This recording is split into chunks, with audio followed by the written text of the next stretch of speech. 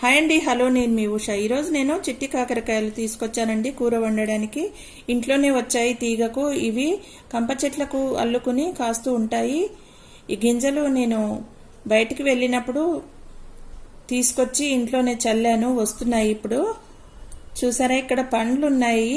ఇదే సైజు వస్తాయి, ఇంకా పెద్దగా పెరగవు. ఈ కూర అయితే చాలా టేస్టీగా ఉంటుంది. ఇందులో బెల్లం కానీ చక్కెర కానీ వేయక్కర్లేదు. అలాగని కాకరకాయలు ఉప్పు చల్లి రసం తీసి వండుకుంటాం కదా, అలా కూడా అవసరం లేదు. డైరెక్ట్గా వండుకోవచ్చు, చాలా బాగుంటుంది. కాయలు కొన్నే ఉన్నాయి కదా, పండ్లు కూడా వేద్దాం గింజలు తీసేసి అని ఇవి కూడా తీసుకొచ్చాను. ఇది ఒక పూటకు సరిపోతుంది. ఇదిగో చూడండి, ఒక ఉల్లిపాయ కూడా వేసుకుంటాను.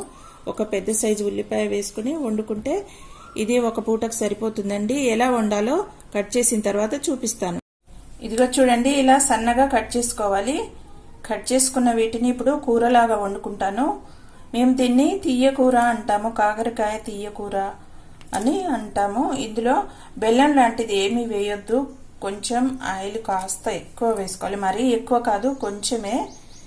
ఈ పండు ముక్కలు సైడ్కు పెట్టుకున్నాను కదా, ఇవి పండు కదా, మరి మెత్తగా స్మాష్ అవుతాయేమోనని ముందుగా ఆయిల్లో వేద్దాం తాలింపులో అని పక్కకు పెట్టుకున్నాను. ఇప్పుడు ఎలా వండాలో చూపిస్తాను. స్టవ్ వెలిగించి మూకుడు పెట్టేశాను. ఇప్పుడు మూకుడు వేడెక్కింది, ఆయిల్ వేసుకుంటున్నాను. చూడండి, ఈ గంటతో ఒక గంట వేస్తే సరిపోతుంది. ఇంకా కొంచెం తక్కువే వేస్తున్నాను. చూడండి, గంటలో కొంచెం ఉంది. మరి నేను ఆయిల్ ఎక్కువ వాడనండి. ఆయిల్ ఎక్కువగా వాడితే హెల్త్కు ప్రాబ్లం అవుతుందని తక్కువే వాడతాను. కాకరకాయ వండుకునేదే హెల్త్ కోసం కదా, మళ్ళీ ఆయిల్ మరీ ఎక్కువగా వేసుకోవద్దు. ఈ కూర అయితే చాలా టేస్టీగా ఉంటుంది, అస్సలు చేదు ఉండదు. కాకరకాయ కూర ఇష్టపడని వాళ్ళు కూడా చాలా ఇష్టంగా తింటారు. ఆవాలు జీలకర్ర కూడా వేసేసుకున్నాను, వేగిపోయాయి. ఇప్పుడు ఉల్లిపాయ వేసుకుంటున్నాను. ఉల్లిపాయ వేగడానికి 1/2 స్పూన్ వరకు ఉప్పు వేసాను. ఎక్కువ అవసరం లేదండి, దీనికి ఉప్పు కూడా ఎక్కువ ఏం పట్టదు. ఇవి కొంచెం పెద్ద కాకరకాయల కన్నా తక్కువ చేదుగా ఉంటాయి, అందుకని ఇందులో బెల్లం కానీ షుగర్ కానీ వేయక్కర్లేదు. ఉప్పు వేసి రసం పిండాల్సిన అవసరం అసలు లేదు. ఈ కాకరకాయ కూర చాలా బాగుంటుంది. ఉల్లిపాయలు కొంచెం వేగిపోయాయి. ఇప్పుడు నేను పండినటువంటి కాయలు సైడ్కి పెట్టుకున్నాను కదా, వాటిని వేసుకుంటాను. ఇవి కొద్దిగా వేగిన తర్వాత పచ్చి ముక్కలు వేసుకుంటాను. ఇవి గింజలు కూడా వేగి చాలా టేస్టీగా ఉంటాయి. పంటి కింద పడ్డప్పుడు, మనకి పంటి కింద తగిలేటప్పుడు చాలా టేస్టీగా అనిపిస్తాయి. మీరు కూడా ఈ కాకరకాయలు దొరికినప్పుడు తప్పకుండా ట్రై చేయండి. ఈ కాకరకాయ ముక్కలు కొంచెం వేగిన తర్వాత అల్లం వెల్లుల్లి పేస్ట్, కరివేపాకు వేసుకుంటాను. ఎందుకంటే ఇవి ఆయిల్లో వేగాలి. పండ్లు కదా, స్మాష్ అయిపోతే కూర బాగోదని ఇలా చేస్తున్నాను. కాకరకాయలు చాలా తక్కువ ఉన్నాయనే ఉద్దేశంతో ఈ పండ్లు కూడా కోసి వేసుకున్నాను నేను. ఇప్పుడు కాసేపు వేగనిస్తాను వీటిని. ఇప్పుడు అల్లం వెల్లుల్లి పేస్టు ఇంకా కరివేపాకు వేసుకుంటాను. కొంచెం సరిపోతుంది అల్లం వెల్లుల్లి పేస్టు, మరి ఎక్కువ వేయొద్దు. ఎక్కువ వేస్తే మళ్ళీ కాకరకాయ వేగడానికి ఆయిల్ అనేది తగ్గుతుంది, అందుకని కొంచెమే వేసాను. ఇప్పుడు కరివేపాకు కూడా వేసుకున్నాను.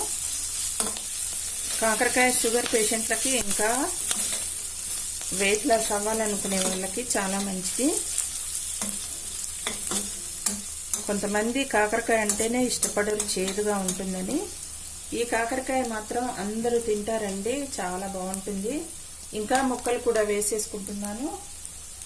కొద్దిగా పసుపు వేస్తాను ముందుగా.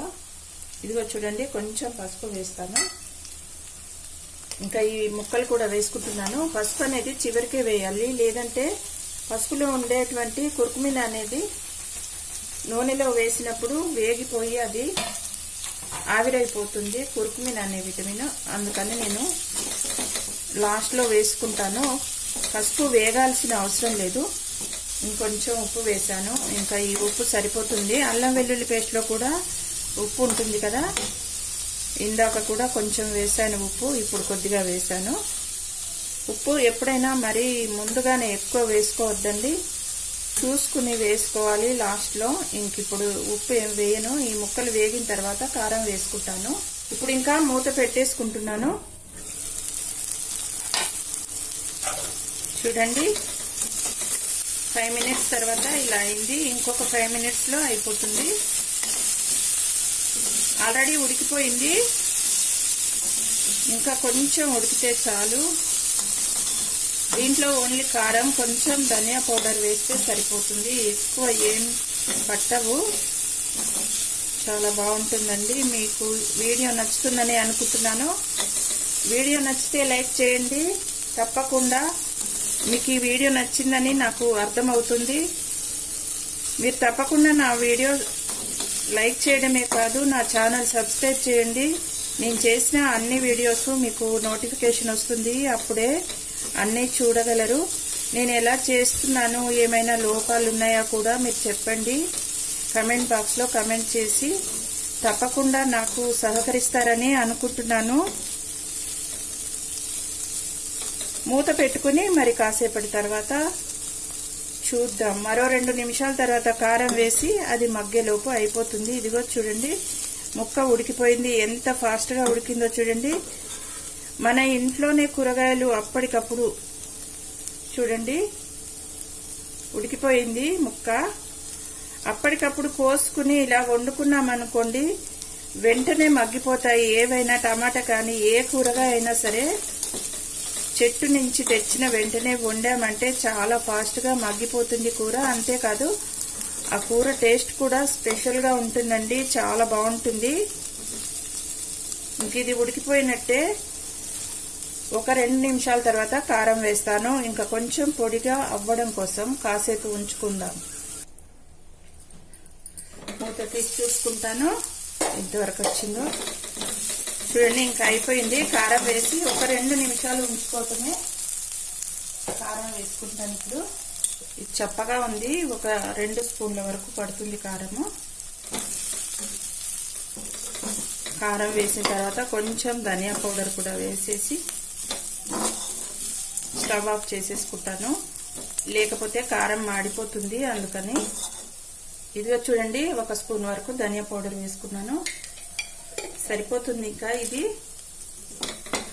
వెంటనే మగ్గిపోతుంది. ఈ మూకుడు స్టవ్ ఆఫ్ చేసినా కూడా 2-3 మినిట్స్ వరకు ఉడుకుతూనే ఉంటుంది కూర. అందుకని ఇంకా స్టవ్ ఆఫ్ చేసేసుకుంటున్నాను. స్టవ్ ఆఫ్ చేసేసాను. ఇంకా అయిపోయినట్టే కూర. చాలా బాగుంటుందండి. కాకరకాయ తీయ కూర అని అంటాము మా సైడు. మీరేమంటారో చెప్పండి. అయిపోయింది కూర. టేస్టీ కాకరకాయ కూర అండి. ఎవరైనా తినొచ్చు. గింజలు కూడా కరకరలాడుతూ చాలా బాగుంటాయి. నూనెలో వేగాయి కదా, చాలా టేస్టీగా ఉంటాయి గింజలు కూడా. చిన్న పిల్లలు కూడా చాలా ఇష్టంగా తింటారు. మళ్ళీ మళ్ళీ కావాలని అడిగి మరీ చేపించుకుని తింటారండి. చూసారా, కూర చాలా బాగుంటుంది. కాకరకాయ కూర అండి. కాకరకాయ తీయ కూర అంటాము. వీడియో మీకు నచ్చుతుందని అనుకుంటున్నాను. వీడియో నచ్చితే లైక్ చేయండి, షేర్ చేయండి, సబ్స్క్రైబ్ చేయండి.